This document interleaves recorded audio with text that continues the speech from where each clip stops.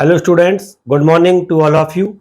Students, आज हम इस गुरुत्वाकर्षण के छठवें वीडियो में चंद्रमा पर गुरुत्वीय त्वरण का मान कितना होता है और चंद्रमा पर गुरुत्वीय त्वरण के मान का निर्धारण कैसे किया जाता है इसका अध्ययन करेंगे। और इसके अतिरिक्त हम पृथ्वी पर एवं चंद्रमा पर किसी वस्तु का भार कितना होता है इसका भी अध्ययन करेंगे। स्टूडेंट्स, इसके पहले वाले वीडियो में मैं आपको द्रव्यमान और भार इसमें क्या अंतर होता है और यह कैसे परिवर्तित होता है इसके बारे में काफ़ी डिटेल से बता चुका हूं। तो स्टूडेंट्स, हम शुरू करते हैं। चंद्रमा पर गुरुत्वीय त्वरण का मान कितना होता है। हमें चंद्रमा पर गुरुत्वीय त्वरण का मान ज्ञात करना है और जब हम चंद्रमा पर गुरुत्वीय त्वरण का मान ज्ञात करते हैं तब हमें चंद्रमा का द्रव्यमान और चंद्रमा की त्रिज्या ज्ञात होनी चाहिए। तो चंद्रमा पर गुरुत्वीय त्वरण निम्न सूत्र से ज्ञात किया जाता है। माना चंद्रमा पर गुरुत्वीय त्वरण gm है। gm m मून के लिए आया है और g आया है गुरुत्वीय त्वरण के लिए। चंद्रमा पर गुरुत्वीय त्वरण बराबर gm। चंद्रमा का द्रव्यमान, चंद्रमा का द्रव्यमान इसे हम mm से लिखते हैं, जहां पर जो कैपिटल M होता है, कैपिटल M मास के लिए व्यक्त करता है और स्मॉल m मून के लिए व्यक्त करता है और ये दोनों मिलकर मास ऑफ मून के लिए व्यक्त करते हैं। मास ऑफ मून, इसका मान होता है 7.36 इंटू 10⁻22 किलोग्राम। इसी प्रकार चंद्रमा की त्रिज्या, चंद्रमा की त्रिज्या पृथ्वी की त्रिज्या के लिए हम RE से लिखते हैं, तो चंद्रमा की त्रिज्या के लिए हम RM से लिखेंगे, जहां पर RM रेडियस ऑफ मून के लिए व्यक्त करता है। RM, इसका मान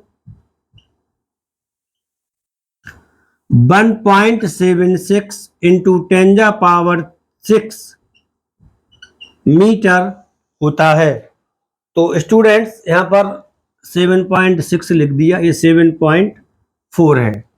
तो स्टूडेंट्स, जब हम पृथ्वी पर गुरुत्वीय त्वरण का मान ज्ञात करते हैं तब हम जिस सूत्र का प्रयोग करते हैं वह होता है G equals to GME upon RE square.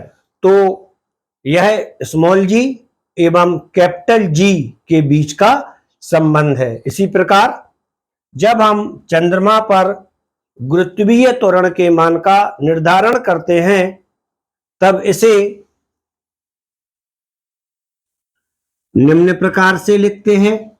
GM equals to GMM upon RM square. यह सूत्र हमारा इसी सूत्र से प्राप्त हो जाता है। और अब इस सूत्र में हम चंद्रमा के द्रव्यमान, चंद्रमा की त्रिज्या और कैपिटल G सार्वत्रिक नियतांक का मान रख देते हैं, तब यह निम्न प्रकार से प्राप्त होता है। कैपिटल G का मान जो 6.023 होता है उसको हम लिख देते हैं 6.67 इंटू 10⁻11 इंटू चंद्रमा का द्रव्यमान जो कि 7.36 इंटू 10⁻²2 होता है। जब हम ये मान लिखते हैं तब हमें इनके साथ इनके मात्रक लिखने की आवश्यकता नहीं होती है। RM ये होता है 1.74 इंटू 10⁻6 स्क्वायर। इसके पश्चात GM equals to 6.67 into 10⁻11 into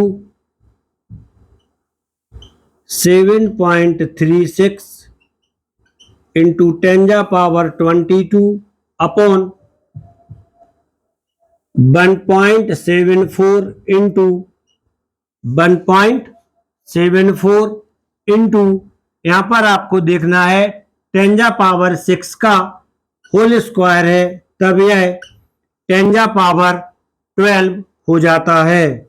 और अब GM इक्वल्स टू हमें प्राप्त करना है, तो इसके लिए हम अब एक सिंपल सी कैलकुलेशन करेंगे, और जो सिंपल सी कैलकुलेशन होगी वह 6.67 इंटू 7.36 6.67 इंटू 7.36 इसकी वैल्यू आती है 49.09 इंटू 10⁻11 इंटू 10⁻22, और जब यह 10⁻12 ऊपर जाते हैं तब यह माइनस के हो जाते हैं। 10⁻12 अपॉन 1.74 इंटू 1.74, तब हम इसका भी गुणा कर देते हैं। 1.74 इंटू 1.74 इक्वल्स टू 3.02।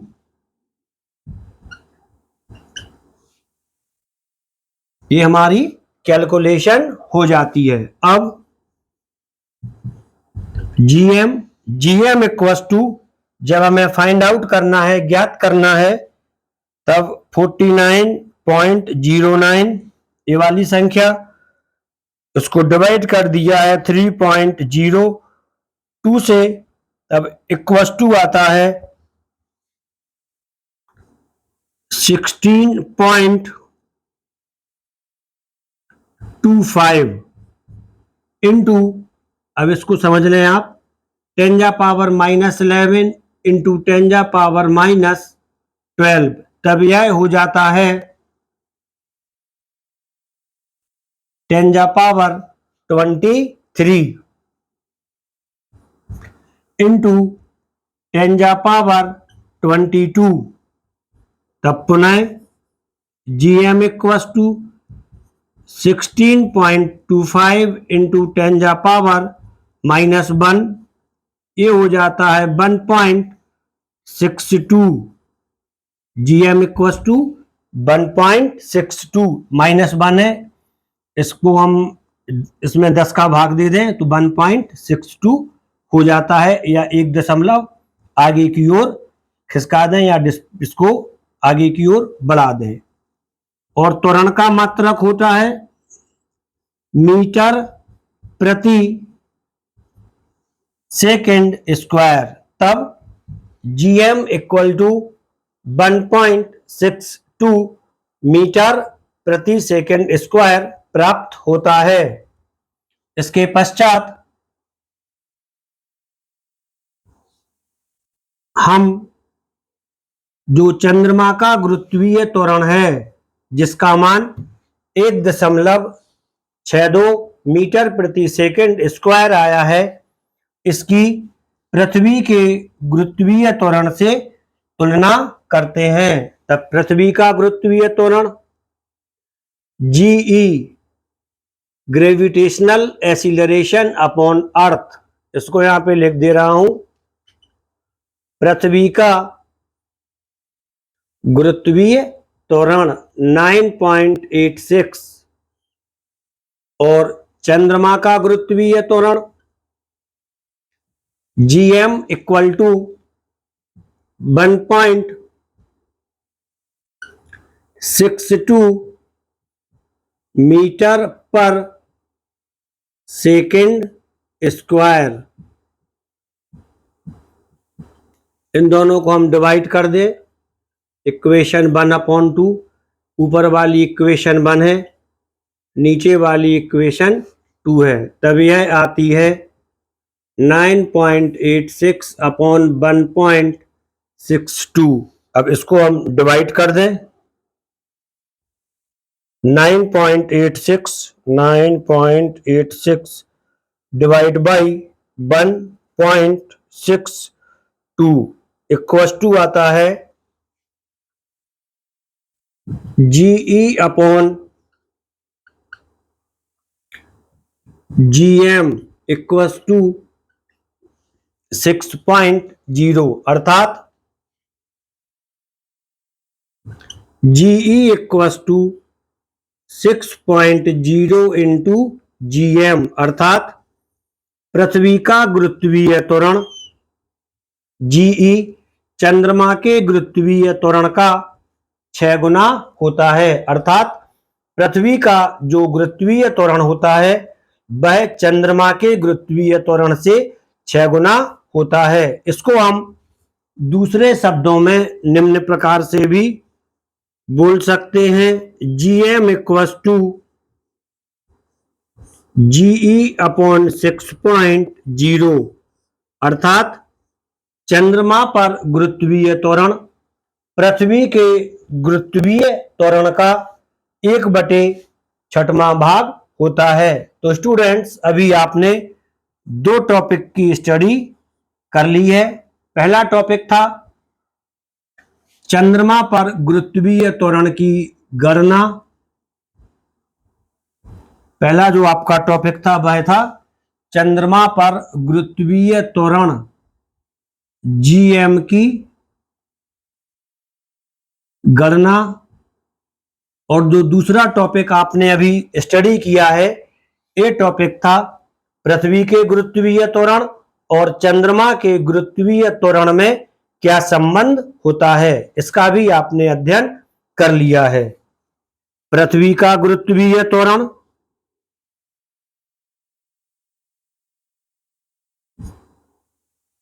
पृथ्वी का G व चंद्रमा पर G के बीच संबंध।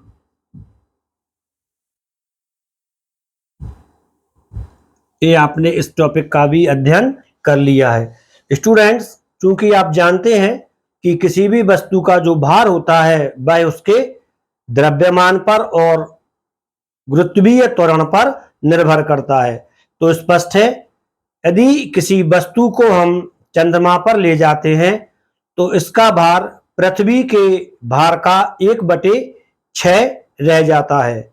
ये हमारा एक कॉन्सेप्ट था। क्या हम इसको सिद्ध भी कर सकते हैं कि सिद्ध कीजिए किसी वस्तु का चंद्रमा पर जो भार होगा पृथ्वी के भार का 1/6 हो जाएगा। या इसको हम दूसरे शब्दों में निम्न प्रकार से भी बोल सकते हैं कि किसी वस्तु का पृथ्वी पर जो भार होता है वह उस वस्तु का या इसी वस्तु का चंद्रमा पर भार के 6 गुना होता है। तो स्टूडेंट्स, अब हम इसका भी अध्ययन करेंगे। सिद्ध कीजिए किसी वस्तु का भार, किसी वस्तु का चंद्रमा पर भार पृथ्वी के भार का 1/6 होता है।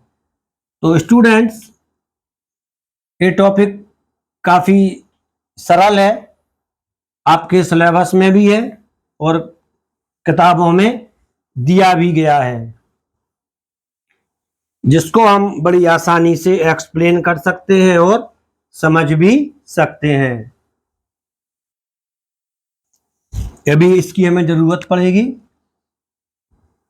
चंद्रमा का द्रव्यमान, इसके अलावा पृथ्वी का द्रव्यमान,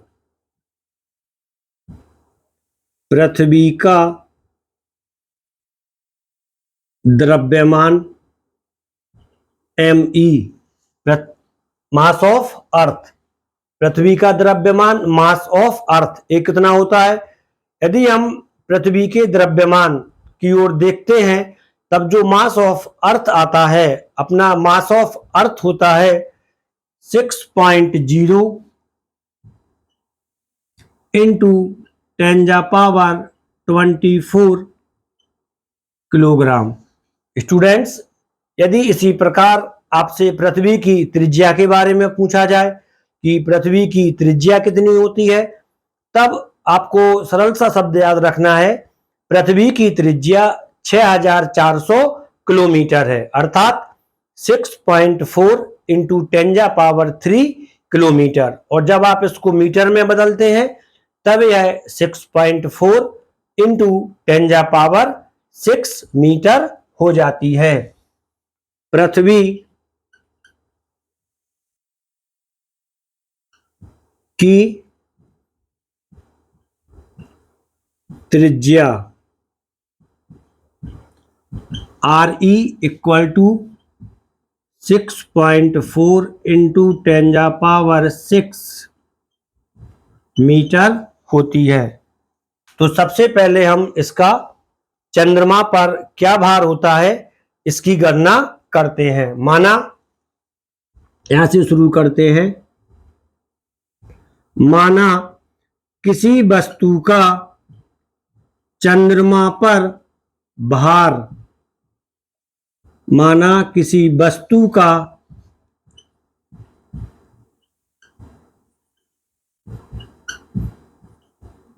चंद्रमा पर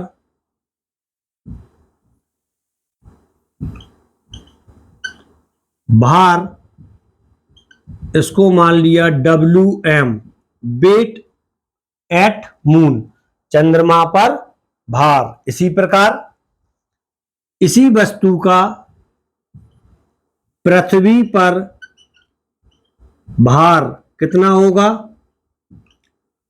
इसी वस्तु का पृथ्वी पर भार, इसको लिख लिया WE, वेट एट अर्थ।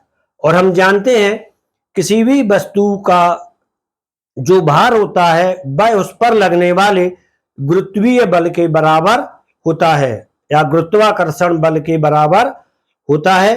तो जब किसी वस्तु को या किसी पिंड को पृथ्वी के तल पर रखा जाता है तब इनके बीच लगने वाला गुरुत्वाकर्षण बल हम किस नियम की सहायता से ज्ञात करते हैं, यह आपको पता ही होगा। ये न्यूटन का गुरुत्वाकर्षण का नियम होता है। अर्थात किसी भी वस्तु का जो पृथ्वी पर भार रहेगा और जो चंद्रमा पर भार होता है वह WM, चंद्रमा के द्वारा इस वस्तु पर लगने वाले गुरुत्वाकर्षण बल के बराबर होता है। तो WM बराबर गुरुत्वाकर्षण बल, एक गुरुत्वाकर्षण बल किसका होगा, चंद्रमा पर हो, चंद्रमा का होगा। और इसका जो मान होता है वह मान कैसे आएगा, न्यूटन के गुरुत्वाकर्षण के नियम से। WM इक्वस टू गुरुत्वाकर्षण बल इक्वस टू GMM, चंद्रमा का भार, वस्तु का द्रव्यमान मान लिया है M, upon M into RM square. जहां पर जो स्मॉल m लिया है, स्मॉल m वस्तु का द्रव्यमान है, स्मॉल m वस्तु का द्रव्यमान है। इसको मान लिया समीकरण 1। इसी प्रकार इसी वस्तु का पृथ्वी पर भार WE बराबर पृथ्वी का गुरुत्वाकर्षण बल रहेगा और पृथ्वी के गुरुत्वाकर्षण बल की गणना G equals to GMEM upon RE square के द्वारा की जाती है। समीकरण 2, ये वाला समीकरण 1। अब समीकरण 1 बटे समीकरण 2 करने पर स्टूडेंट्स आपको यहाँ पर पेशेंस के साथ कार्य करना है, उसको समझना है, अपना कॉन्सेप्ट क्लियर करना है। ए बिल्कुल सरल है, इक्वेशन 1 अपॉन इक्वेशन 2 करना है। 1/2 करने पर समीकरण 1 WM अपॉन WE ये कर दिया, WM upon WE equals to, अब आप इसको देख लें, GMM M upon RM square, इसके अपॉन आएगा GMEM अपॉन RE स्क्वायर। जब 1/2/3/4 होता है तब इसको हम लिखते हैं 1/2 गुणित 4/3। यहाँ पर यह 1 है, ये 2 है, ये 3 है और यह 4 है। तब इसी को हम आगे लिखेंगे या इसी समीकरण के द्वारा WM upon WE equal to GMM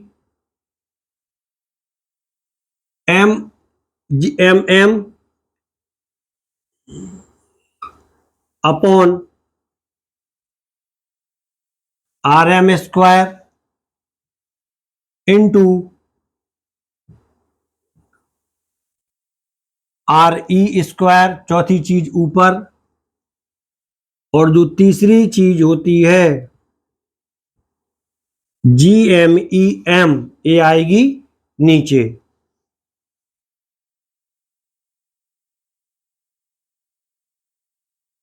अब इसमें से हमें ये देखना है कि कौन कौन सी चीजें कैंसिल हो सकती हैं। तब इसमें से M और M जो कि वस्तु का द्रव्यमान था कैंसिल हो जाएगा, अर्थात कोई भी वस्तु हो उस वस्तु का द्रव्यमान ना तो हमें चंद्रमा पर प्रभावित करेगा और ना ही हमें पृथ्वी पर प्रभावित करेगा। G और G जो कि सार्वत्रिक नियतांक है यह भी कैंसिल हो जाता है। तो इसके पश्चात हमें जो सूत्र प्राप्त होता है वह होता है WM upon WE equals to MM upon ME into RE square upon RM square. यदि क्वेश्चन में आता है इस सूत्र का निगमन कीजिए तब आप ये निगमन भी आसानी से कर सकते हैं। और अब हमें इसमें ये जो मान लिखे हैं इस मानों को इसमें रख देना है। तब हमें WE upon WM upon WE equals to MM है चंद्रमा का द्रव्यमान, ये होता है 7.36 into 10⁻22 into R E square. और जो पृथ्वी की त्रिज्या होती है मैंने आपको बताया ही था कि 6.4 इंटू 10⁻6 होती है। 6.4 इंटू 10⁻6 इसका आपको स्क्वायर कर देना है। इसके पश्चात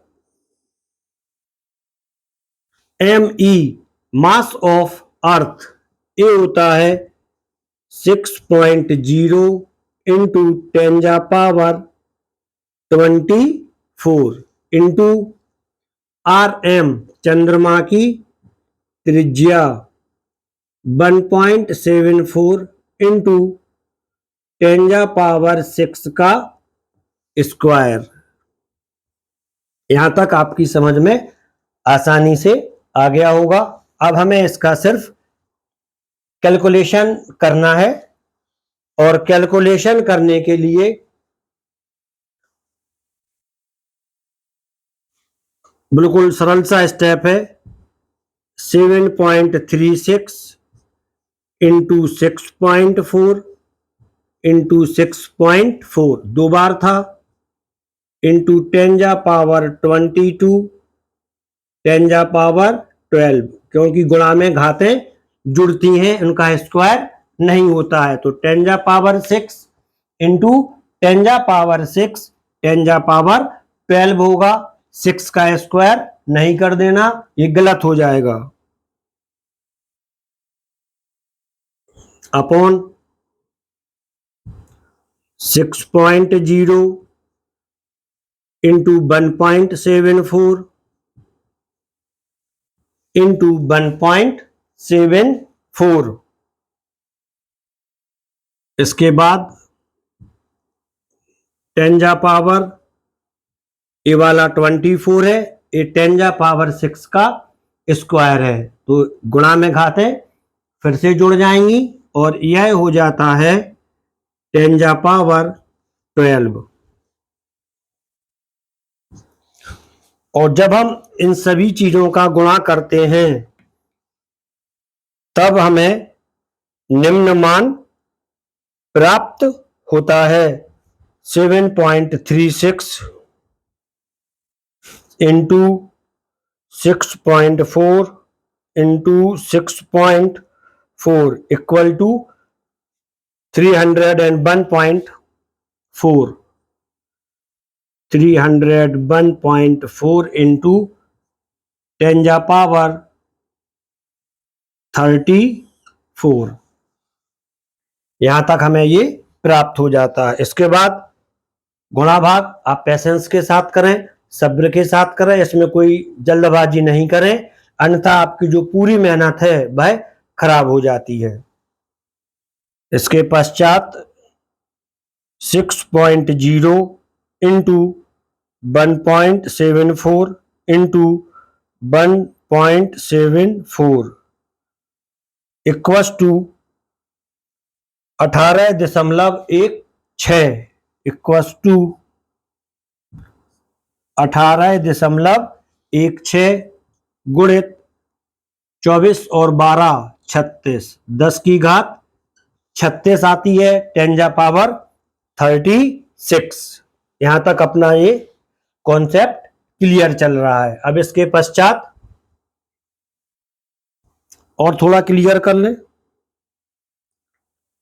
301.4 divide by 18.16 equals to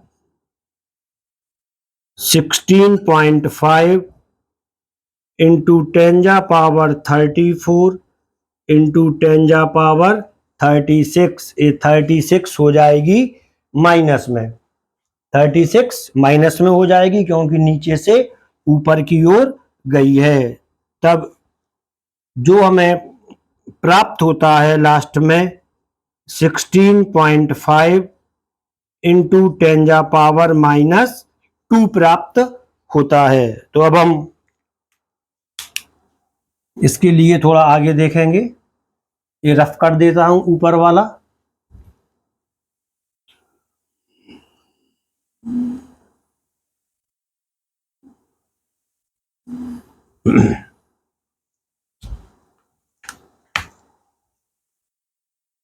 W M upon W E equals to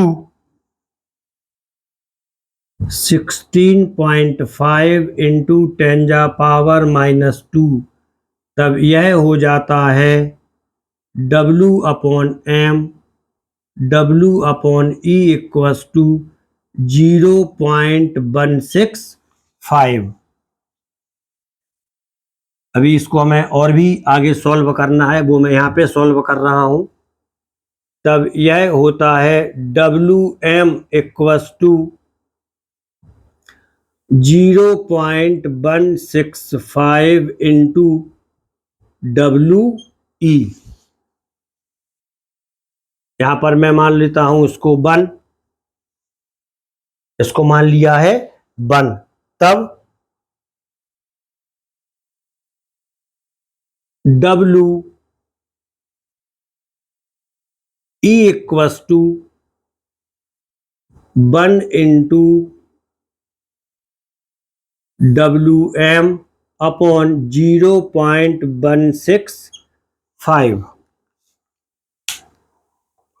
तब देखते हैं कितना आता है। पृथ्वी पर किसी वस्तु का जो वेट है वो कितना आएगा, 1 अपॉन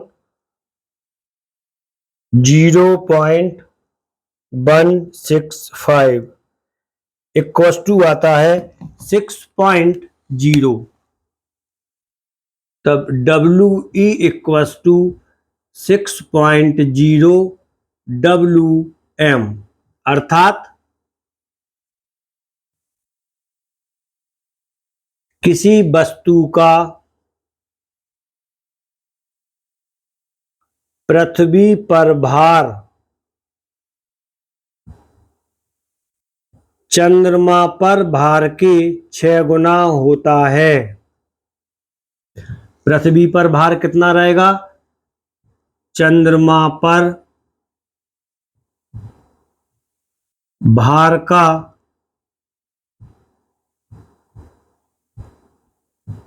चंद्रमा पर भार का 6 गुना होता है। इसके पश्चात हमने ये सॉल्व किया था, आप इसको ध्यान रखें। या इसको हम इस तरह से भी लिख सकते हैं,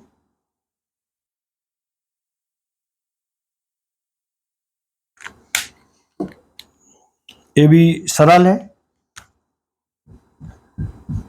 ये वाला इक्वेशन यहाँ पे लिख दे रहा हूँ ब्लू कलर से, तो जिससे आपको कंफ्यूजन नहीं होगा। WM, तब WM equals to WE upon 6.0, अर्थात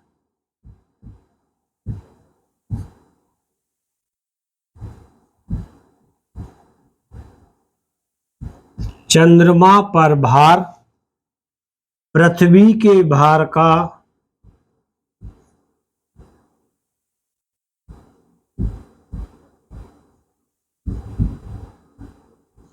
चंद्रमा पर भार पृथ्वी के भार का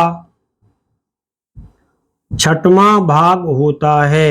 ये दोनों चीजें आप आसानी से सिद्ध कर सकते हैं। यदि क्वेश्चन आता है सिद्ध कीजिए किसी वस्तु का पृथ्वी पर भार चंद्रमा पर भार के 6 गुना होता है, तब आपको ये सिद्ध करना है।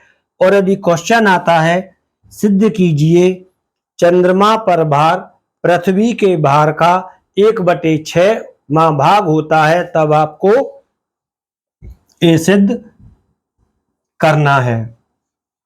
तो स्टूडेंट्स, अभी आपने ये दोनों चीजें समझ ली होंगी।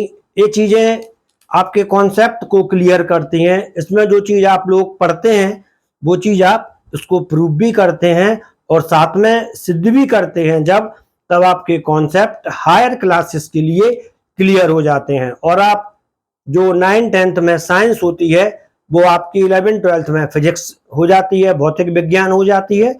तब आपको भौतिक विज्ञान पर नेचुरली कमांड आने लगता है। तो स्टूडेंट्स, यह आपकी समझ में आ गया होगा, तो आप इस वीडियो के लिए लाइक कर लें और मेरे चैनल के लिए सब्सक्राइब कर लें, जिससे आपको फिजिक्स, केमिस्ट्री और बायोलॉजी तीनों पर कमांड होता जाएगा, आपके कॉन्सेप्ट भी क्लियर होते जाएंगे। धन्यवाद।